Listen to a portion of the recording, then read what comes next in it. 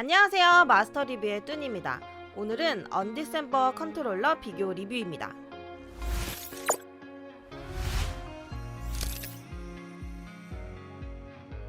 언디셈버는 모바일 게임이지만 100% 수동 조작입니다.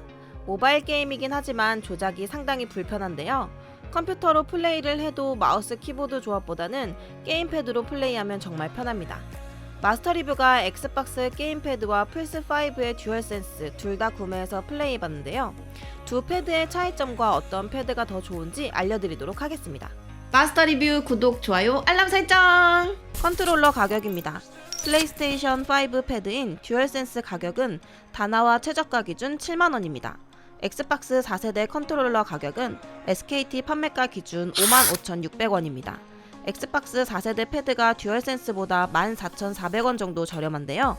엑스박스 4세대는 PC에 연결해서 사용을 하려면 리시버가 필요합니다.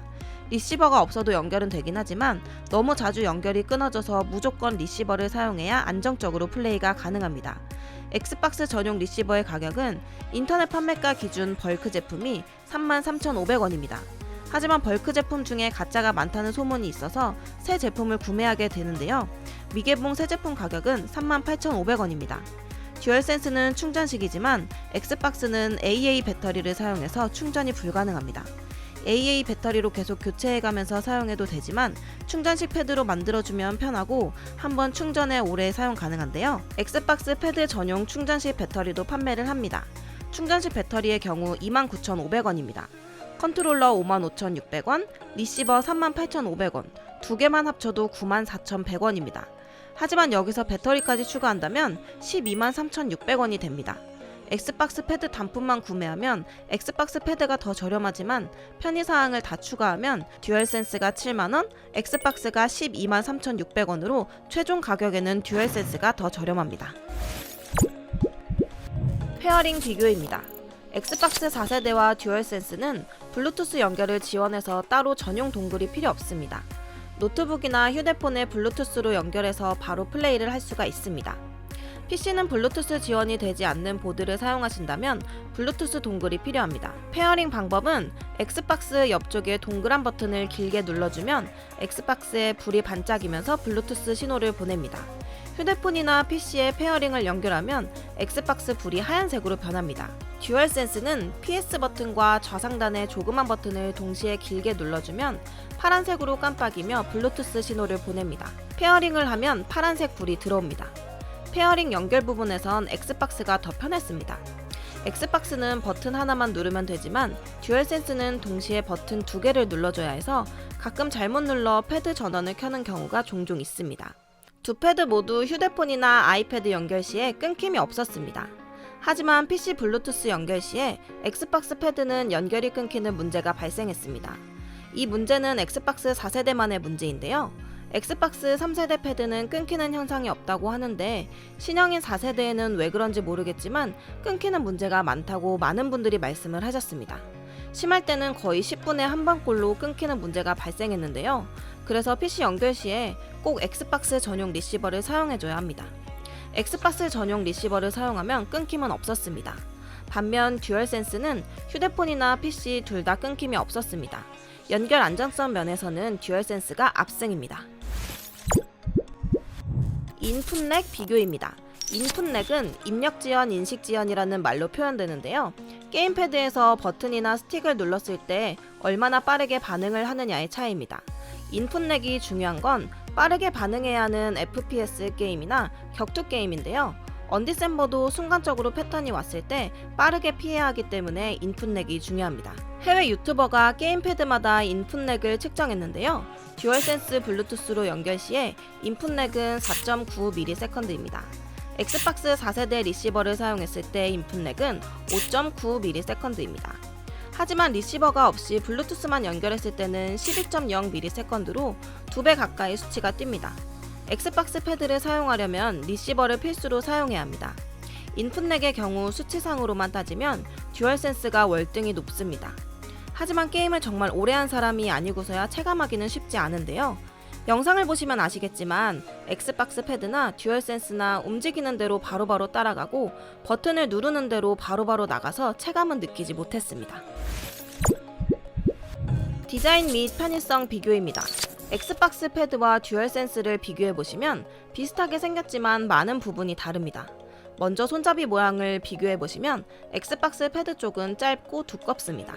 반면 듀얼센스 쪽은 손잡이 부분이 길고 얇기 때문에 그립감에서 차이가 많이 납니다. 듀얼센스는 손잡이를 감싸고 컨트롤하는 반면에 엑스박스 패드는 전체적으로 패드를 감싸고 컨트롤을 하는 방식입니다. 그립감은 호불호가 있기 때문에 어떤 게 더 좋다고 이야기하기는 힘듭니다. 저는 플스4부터 듀얼쇼크를 사용해서 그런지 개인적으로 듀얼센스 쪽이 컨트롤하기 더 편했습니다. 스틱과 키 배열입니다. 엑스박스의 이동 스틱은 왼쪽에 있고 스킬 사용을 사용하는 버튼이 오른쪽에 있습니다. 흡사 조이스틱 배치와 비슷한 배열입니다. 물약을 담당하는 방향키는 왼쪽 이동키 아래쪽에 있습니다. 듀얼센스는 스틱이 아래쪽에 몰려있고 위쪽에 방향키와 스킬 버튼이 있습니다. 이동 버튼과 스킬 버튼은 두 기기의 위치가 차이가 나지는 않지만 어느 한쪽이 이상하다거나 불편하지는 않았습니다. 하지만 1번에서 4번 물약 방향키 버튼이 위냐 아래냐 차이가 있는데요.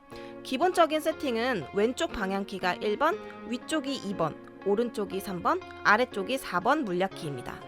1번, 2번 물약은 자동이고 3번과 4번을 수동으로 눌러줘야 하는 경우가 많은데요. 저 같은 경우는 3번에 이속 물약을, 4번엔 치유 물약을 세팅해놨습니다. 그래서 사냥하다가 피가 갑자기 빠지면 빠르게 4번 버튼을 눌러줘야 하는데요. 듀얼센스는 이동키 바로 위에 4번 버튼이 있어서 바로 누르기 좋았지만 엑스박스 패드는 아래쪽에 있어서 개인적으로는 누르기 불편했습니다. 그래서 4번 물약이 아래쪽이 아닌 위쪽 키로 변경을 해줘야 했습니다. 그리고 듀얼센스는 방향키가 개별로 되어 있는 반면에 엑스박스 패드는 동그랗게 방향키가 생겼는데요. 동그랗게 붙어있다 보니까 잘못 누르는 경우가 종종 생겼습니다. 그래서 적응하는 시간이 조금 필요합니다. 버튼 키감도 두 기기가 다른데요. 듀얼센스 쪽은 스틱과 버튼을 어느 정도 힘을 줘서 눌러줘야 합니다. 반면 엑스박스 패드는 스틱이나 버튼을 살짝만 눌러도 눌리기에 듀얼센스에 비해 약간 가벼운 감이 있습니다. 그래서 듀얼센스를 사용하다가 엑스박스 패드를 사용하면 약간 장난감 같은 느낌이 나는데요. 개인적으로는 듀얼센스 쪽이 게임패드로 게임하는 느낌이 좋았습니다. 편의성이나 그립감은 개인적인 차가 크기 때문에 참고만 해주셔서 선택하시기 바랍니다. 마스터 리뷰 구독, 좋아요, 알람 설정! 휴대성입니다. 집에서만 하시는 분들은 휴대성이 큰 의미가 없을 텐데요. 언디셈버가 모바일 게임인 만큼 휴대폰이나 아이패드 같은 기기에 패드를 연결해서 이동하면서 사용하시는 분들도 많이 있습니다. 그렇기 때문에 휴대성도 중요한데요. 무게는 듀얼센스가 277g, 엑스박스 패드가 272g으로 약 5g 정도의 차이로 엑스박스 패드가 약간 더 가볍습니다. 사용시간입니다. 듀얼센스는 게임 플레이 시 10시간에서 13시간 정도 사용한다고 하는데요. 10시간 정도 사용이 가능했습니다. 엑스박스 패드는 AA 건전지에 따라서 사용시간이 달라져 일반 건전지로는 측정이 불가능했습니다. 하지만 엑스박스 전용 배터리팩은 4시간 충전에 30시간 사용이라고 하는데요. 실제 사용시간은 30시간이 안 나오지만 듀얼센스보다는 오래 사용을 했습니다. 배터리팩을 사용하지 않으면 듀얼센스가 압승이지만 배터리팩을 사용한다면 엑스박스 패드가 사용시간에서는 압승입니다. 종합평가입니다. 엑스박스 패드 4세대와 듀얼센스 둘 다 정말 잘 나온 컨트롤러입니다. 그립감이나 편의성에서 호불호가 많이 갈리는데요. 저는 개인적으로 듀얼센스 쪽에 손을 들어주고 싶습니다. 언디셈버를 휴대폰이나 아이패드로만 사용하시는 분들은 상관이 없겠지만 PC로 언디셈버를 즐기시는 분들이 많습니다. 엑스박스 패드는 PC 연결 시에 리시버가 필수이기 때문에 리시버를 필수로 구매해줘야 하는데요. 정품 리시버를 구하기가 쉽지 않습니다. 그리고 배터리도 충전이 아니어서 배터리팩을 사지 않는 한 배터리를 계속 교환해줘야 합니다. 물론 엑스박스를 사용하시는 분들은 이넬룹 충전지를 사용하셔서 배터리 걱정이 없다고 하시는 분들이 있겠지만 이것도 배터리가 다 닳으면 건전지를 교체해주고 충전을 해줘야 하기 때문에 약간의 번거로움이 있습니다. 배터리팩을 사면 해결이 되긴 하지만 패드와 리시버, 배터리팩을 모두 샀을 때 12만원이 넘어가 버리기 때문에 가성비적으로는 좋지가 않습니다. 그래서 종합해봤을 때 듀얼센스를 추천드립니다. 다만 일부 안드로이드 휴대폰 기기에선 R1과 O 버튼 인식이 안되는 버그가 발견되었습니다. 발견된 기기는 노트9과 갤럭시 탭 S7 플러스인데요. 구형 안드로이드 휴대폰이나 탭을 사용하시는 분들은 엑스박스 패드를 구입하시기 바랍니다.